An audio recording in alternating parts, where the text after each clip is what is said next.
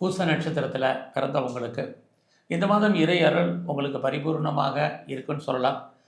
இன்னொரு பக்கம் ராகு கும்பராசியில் இருக்கிறதுனால தேவையில்லாத விஷயங்களில் தலையிடாதீங்க. இது ரொம்ப ரொம்ப முக்கியம். இந்த மாதத்தில் நீங்கள் ஸ்போர்ட்ஸில் இருக்கீங்கன்னா உங்களுக்கு அவார்ட்ஸ் அண்ட் ரிவார்ட்ஸ் கிடைக்கும். கவர்மெண்ட் ரெக்கக்னைஸ் இருக்குது. ஸோ உங்களுடைய கரியரில் கான்சன்ட்ரேட் பண்ணுங்கள். ஒரு பக்கம் வேலை இருந்தால் கூட நீங்கள் பார்க்குற வேலையில் உங்களுக்கான எஃபெக்டிவாக கிடைக்கிறதுக்கான வாய்ப்பு ரொம்ப கம்மி. அல்லது ரெக்கக்னைஸ் கிடைக்கலவே நிறைய ஸ்ட்ரகிள் இருக்குது. அது இல்லாமல் நம்ம பார்க்க வேலையை விட்டு வெளியில் வர்றதுக்கோ வெளியேற்றப்படுவதற்கோ வாய்ப்புகள் நிறையா இருக்குது. ஆகையினால நீங்கள் எந்த ஜாபில் இருந்தாலும் சரி உங்களுடைய கரியரில் கான்சன்ட்ரேட் பண்ணுங்கள். இது இந்த மாதம் ரொம்ப முக்கியம்.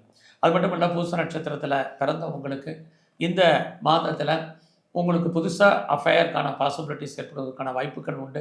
ரொம்ப நாளாக உங்களுக்கு கிரானிக்காக நோய் இருக்குது அப்படின்னா நோய் குணமாவதற்கான சூழ்நிலைகள் இருக்குது.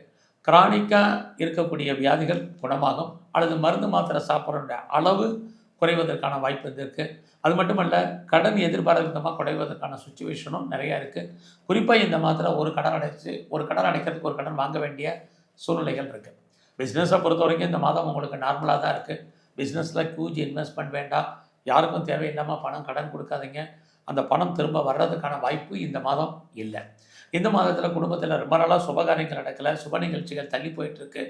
எப்போ நடக்கும் எப்படி நடக்கும் தெரியலைங்கிறவங்களுக்கு நடக்கும் சுபகாரியங்கள். நீங்களும் அதில் பார்ட்டிசிபேட் பண்ணுவீங்க.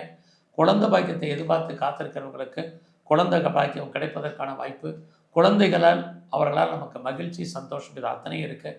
இந்த மாதத்தில் உங்களை பொறுத்த வரைக்கும் காளியை வழிபாடு பண்ணுங்கள், நல்லாயிருக்கும்.